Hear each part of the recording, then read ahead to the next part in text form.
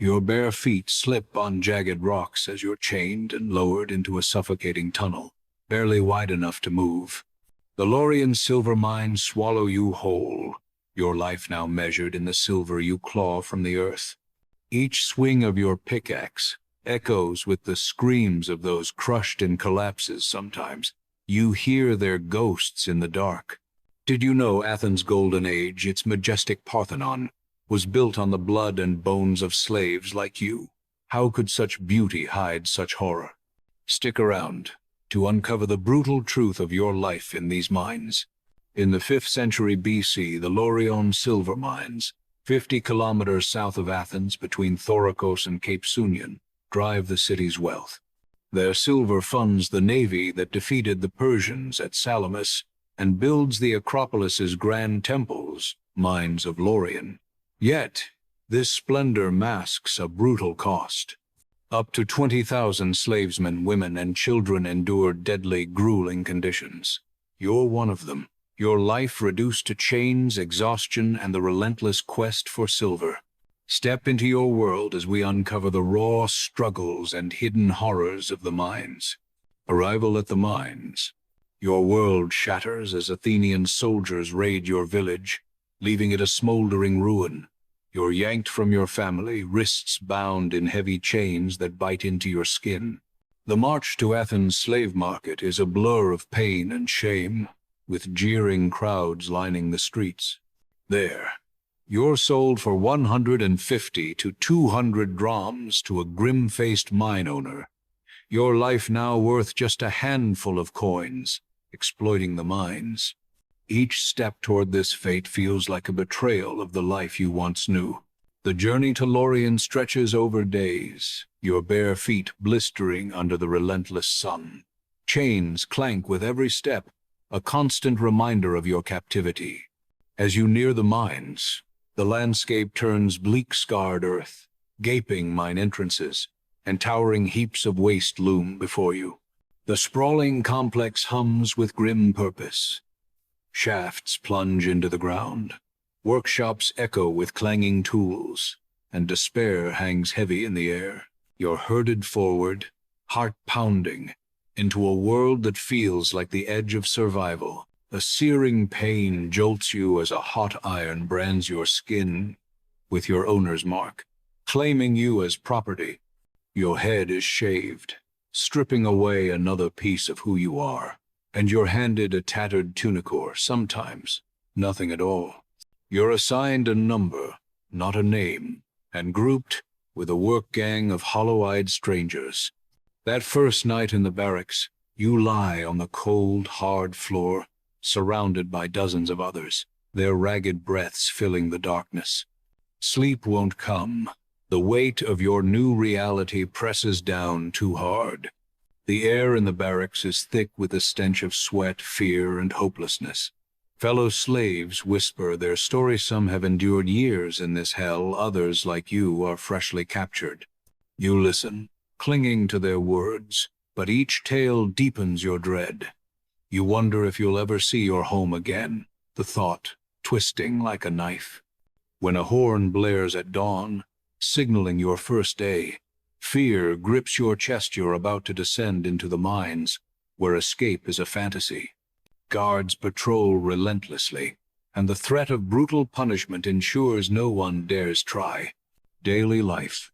A pre-dawn horn rips you from sleep, its shrill blast signaling another grueling day in the Laurion Silver Mines. You stumble to your feet, the cold floor biting at your soles, and join the line for breakfast. It's always the same. A thin, gritty barley gruel that barely fills your stomach, leaving you hungry before the bowl is empty. Chained to your work gang, you're marched toward the mine entrance, the clank of iron a grim rhythm. The overseer unlocks the shaft gate with a heavy key, and you descend into the earth, where darkness and dread await.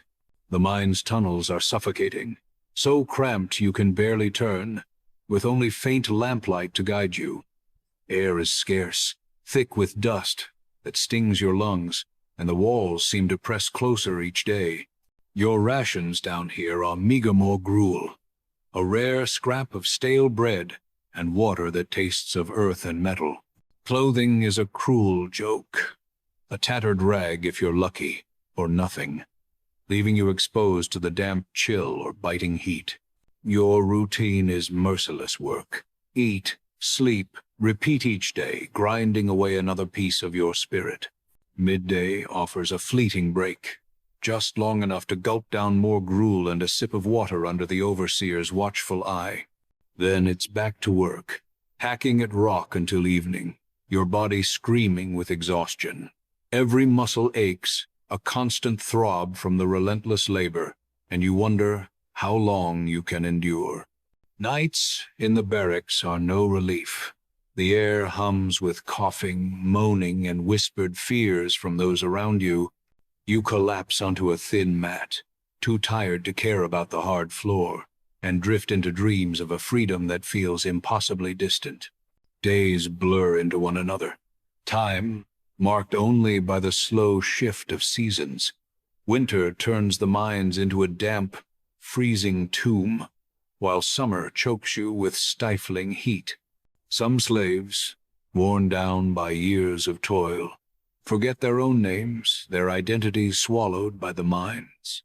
You fight to hold on to yours, whispering it to yourself like a prayer, but it's a battle you fear losing. Rare moments of kindness, a crust of bread shared by a fellow slave spark fleeting hope, a reminder of humanity in this brutal place. Trust is hard to come by, survival sharpening suspicion. But the small connections you forge with others keep your heart from breaking entirely. Work in the mines. You descend the mine shafts, the air turning damp and cool as you plunge up to 100 meters deep. How the mines. Narrow tunnels twist off the main path, so tight you must crouch or crawl to fit.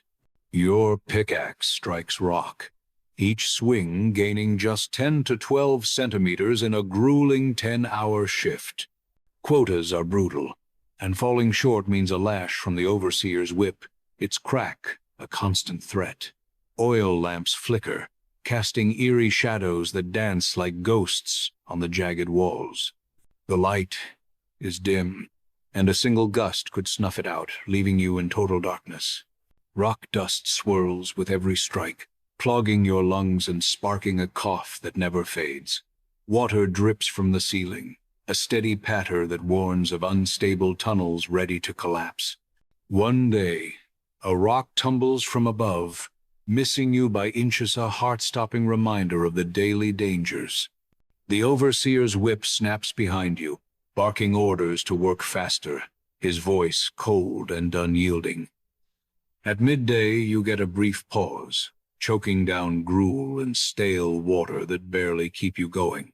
Then it's back to the grind, the weight of quotas pressing harder as the hours drag on. After 12 exhausting hours, you stumble to the surface, every muscle aching, your body begging for rest. Some days, you're sent above ground to sort ore, a different kind of torment. Bent over piles of rock, you pick out silver-rich chunks from worthless stone, your back screaming in protest. Other times, you crush ore in heavy mortars, the deafening clatter drowning out all thought. Dust from this work coats your skin and lungs, a slow poison that burns with every breath.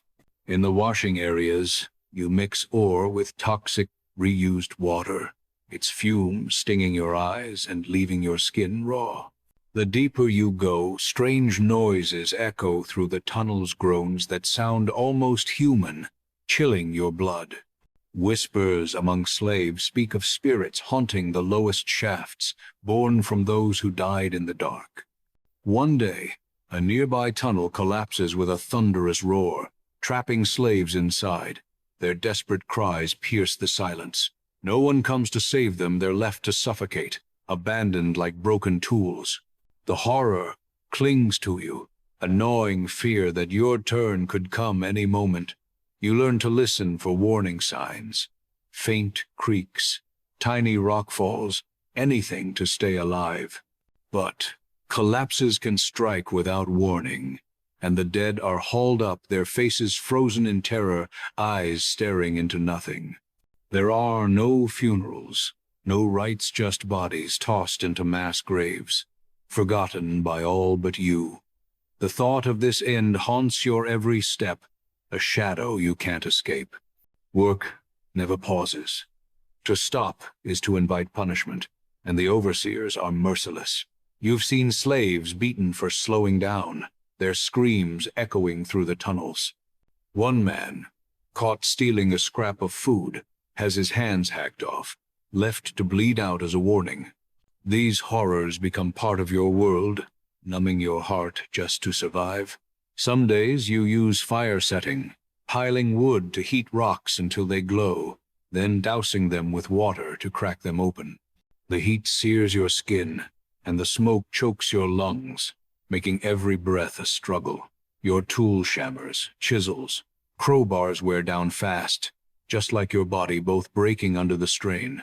Day and night shifts blur together, with no rest, as Athens' hunger for silver drives quotas higher. Yet, deep inside, a flicker of hope persists, a quiet dream of escape that keeps you swinging your pickaxe, even as the mines try to crush your soul. Interactions.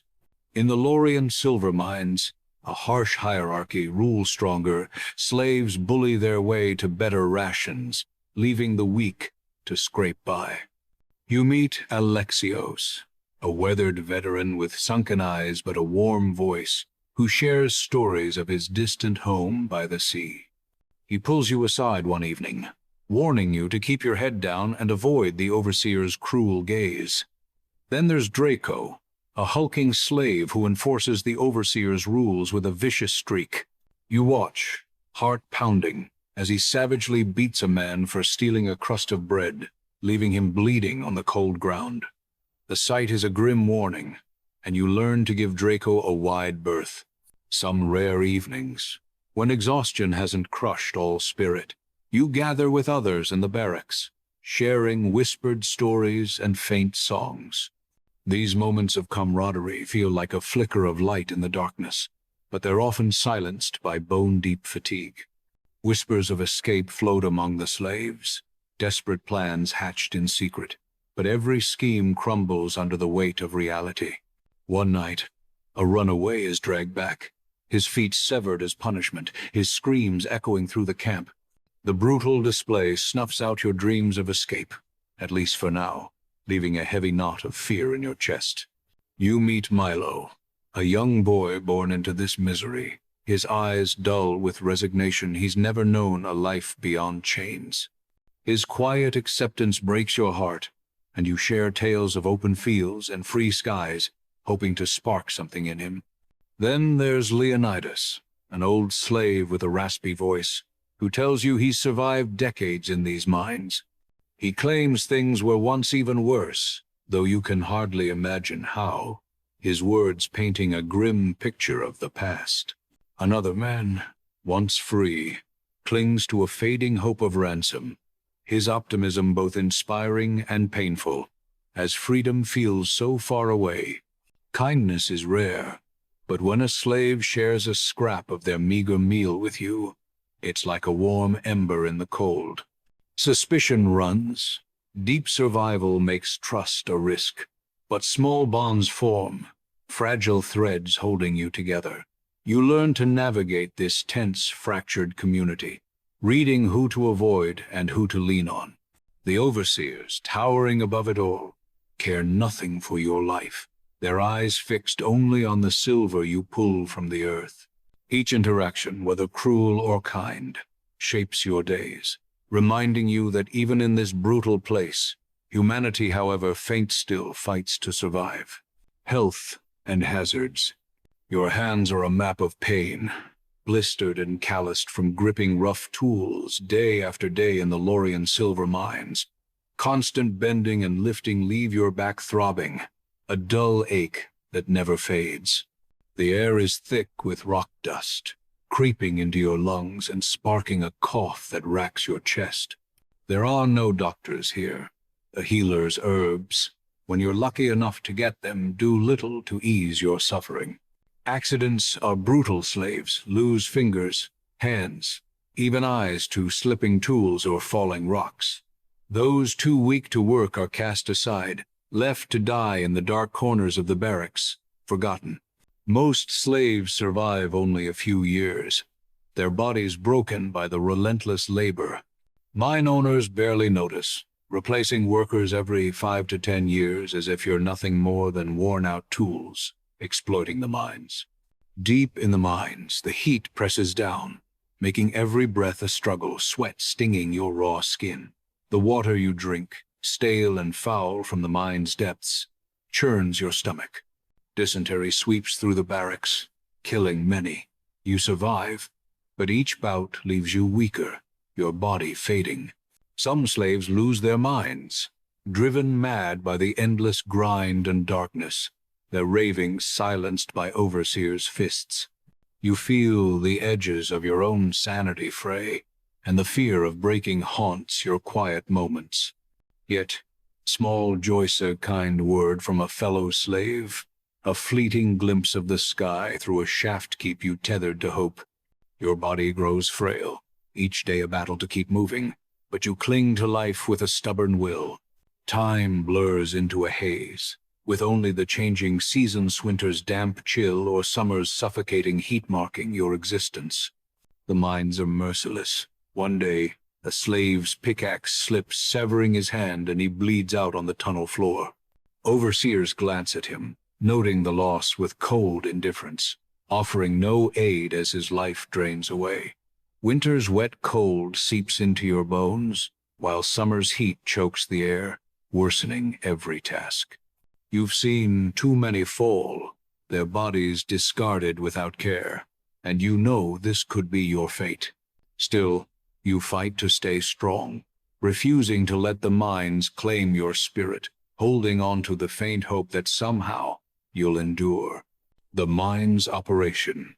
In the Laurion Silver Mines, Athens leases the land to wealthy men who fill the tunnels with slaves like you, bought to toil for profit, exploiting the mines. The state skims a hefty tax from the silver you dig, while these lessees grow rich, their coffers swelling with each swing of your pickaxe. Your back-breaking labor funds the Parthenon's gleaming marble, a bitter truth that stings as you sweat in the dark. That same silver powers Athens' warships and conquests, fueling a golden age you'll never see, deepening the resentment that simmers in your chest. You're just a cog in this vast machine, your life ground down to keep the city's glory shining. One day, word spreads of a rich silver vein found deep underground, and the overseers drive you harder to reach it. The tunnel to this vein is treacherous, its walls creaking and unstable, threatening to bury you with every step. A sudden collapse proves your fears. Rytrox crash down, killing slaves nearby, their screams cut short. You survive only by cruel chance. While owners reap 30% yields from your work, you get nothing but scars and exhaustion, your efforts lining their pockets. Mines of Laurion. Over 2,000 shafts scar Laurion's landscape, some plunging 55 meters deep, each one a testament to the countless lives spent fueling Athens' greatness at your expense. Significant event. One day, an Athenian official arrives to inspect the Laurion Silver Mines, and you're herded out, chains clanking, to be paraded as an efficient worker. The overseers bark orders to look strong, but your hollow eyes and scarred hands tell a different story. During a rare festival, the workload lightens slightly, and you hear the overseers' laughter as they leave to celebrate in Athens, their joy a cruel contrast to your endless toil. Then, a violent storm hits, flooding the lower tunnels with a roar. Slaves trapped below drown, their desperate cries swallowed by the water. By the next day, the overseers shrug off the tragedy, forcing you back to work as if nothing happened. The loss of lives just another cost of silver. Rumors swirl that the mines are running dry, the silver veins thinning, but the overseers drive you harder, indifferent to the whispers. You lie awake at night, Wondering what happens when the silver runs out, will you be discarded like a broken tool? The relentless rhythm of pickaxe strikes becomes almost meditative, a trance that numbs your pain, though every swing risks a collapse. You start to feel like a mere cog in Athens' machine, but you fight to remember you're more than that, clinging to your fading sense of self. Dreams of freedom haunt you, vivid and cruel, only to shatter when you wake to the cold bite of chains. Yet a stubborn spark of hope keeps you going, even as escape feels like an impossible fantasy. Personal reflection. Years in the Laurion Silver Mines have carved deep scars into your body and spirit, each day chipping away at your strength. The silver you've clawed from the earth built Athens' towering temples, yet your name, your story, fades into the dust. On rare nights, you steal a moment to gaze at the stars through the mine's entrance, their distant light stirring thoughts of who you once were. Memories of home laughter, warmth, freedom grow faint, but you clutch them tightly, like a lifeline in the dark. A flicker of hope, the dream of freedom, pulses faintly in your chest, keeping you alive despite the crushing weight of your reality. That dream feels impossibly distant, a cruel tease against the chains that bind you. You see the bitter irony.